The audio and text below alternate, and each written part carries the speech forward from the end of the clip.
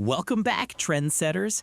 If you're looking for the new games coming out in February 2026, especially on PS5, you're in the right place. Today we're counting down the top 10 new PS5 games releasing this month, from massive open-world samurai epics to the return of iconic racers. You'll definitely want to stick around for our number one pick because it's one longtime fans won't want to miss. If you enjoy staying up to date on upcoming releases, hit like and subscribe so you can stay ahead of the game. For the first time in over 20 years, the legendary Shuto Expressway is reopening for business on PlayStation. Genki is finally bringing Tokyo Xtreme Racer back to its home turf, and it's hitting the PS5 on February 25th. This isn't your typical closed-circuit racer. It's a faithful midnight recreation of Tokyo's urban highways, where the goal isn't just to cross a finish line, but to dominate your rivals in psychological warfare. You'll be cruising the loops, flashing your high beams at opponents to initiate head-to-head duels that feel more like a fighting game than a traditional sim. The series' iconic Spirit Point system returns, where you have to drain your opponent's bar by pulling ahead and maintaining the lead. With over 60 customizable Japanese cars, including the long-awaited inclusion of Honda, you'll have plenty of ways to build the ultimate street machine. It's a niche, atmospheric throwback that perfectly captures the tuned car culture of the early 2000s. Just try to keep your eyes on the road and not on the gorgeous neon lights of the Tokyo skyline. Those barriers are less forgiving than they look. Obsidian Entertainment's fantasy epic Avowed finally makes its grand debut on the PlayStation 5 this February 17th. After a year as an Xbox exclusive, the Living Lands are opening up to a new audience, and they're bringing some massive gifts to celebrate the move. This isn't just a simple port. The PS5 version launches alongside a major anniversary update that finally adds the much-requested New Game Plus mode. Now you can take your endgame gear and god-tier abilities back to the start of the journey, allowing you to focus on the different narrative choices and branching paths you might have missed during your first trip through the frontier. Set in the world of Aora, the game casts you as an envoy investigating a soul-rotting plague known as the Dream Scourge. The real star is the mix-and-match combat system, which lets you dual-wield anything from swords and shields to magic wands and flintlock pistols in any combination you can imagine. The PS5 release also marks the debut of 3 new playable races: Dwarves, Orlans, and the Hulking Amois. Switching races isn't just cosmetic, it alters your physical perspective in first person, making the world feel entirely different whether you're peering up from a shorter height or towering over your enemies. With full DualSense support making every magical blast feel visceral, this is a dense, reactive RPG where your political alliances are just as sharp as your blade. Dean Hall, the creator of DayZ, is finally bringing his session-based survival game Icarus to the PS5 on February 26th. After years of refinement on PC, the console edition arrives as a massive package, including the base game, the New Frontiers expansion, and a very necessary pet companion pack.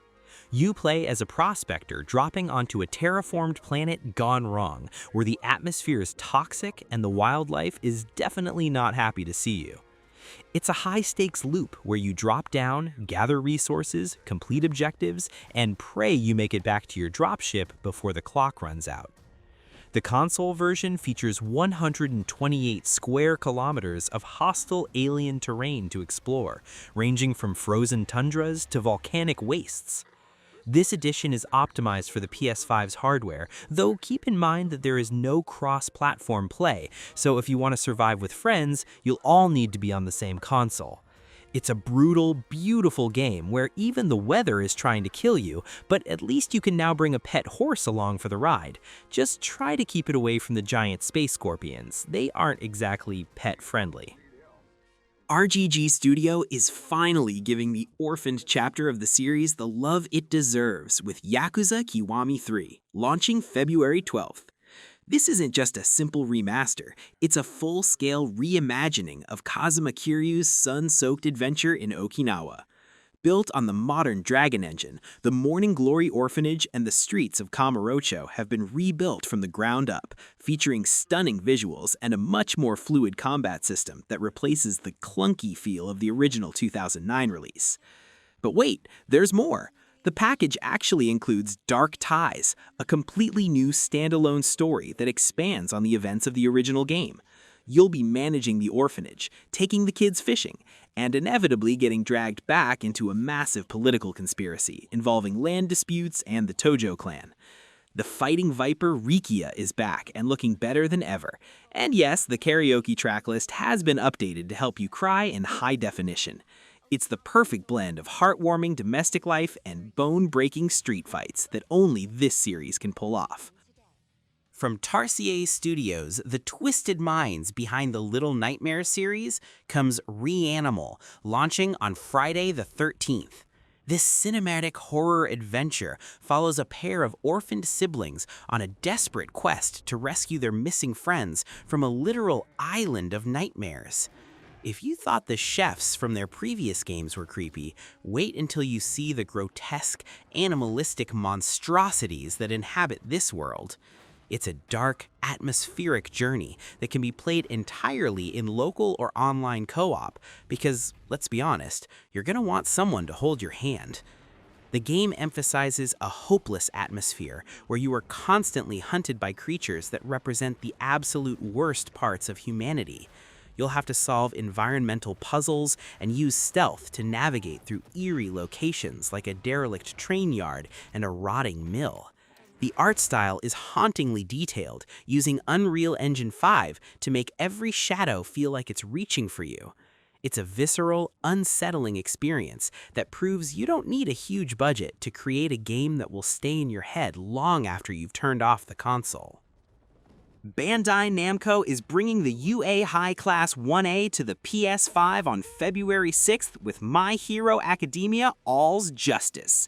This 3v3 arena fighter covers the epic final war arc of the series, featuring cinematic visuals that look like they were ripped straight from the 8th season of the anime. It's a flashy, over-the-top brawler where you can destroy entire city blocks while unleashing United States of Smash levels of power.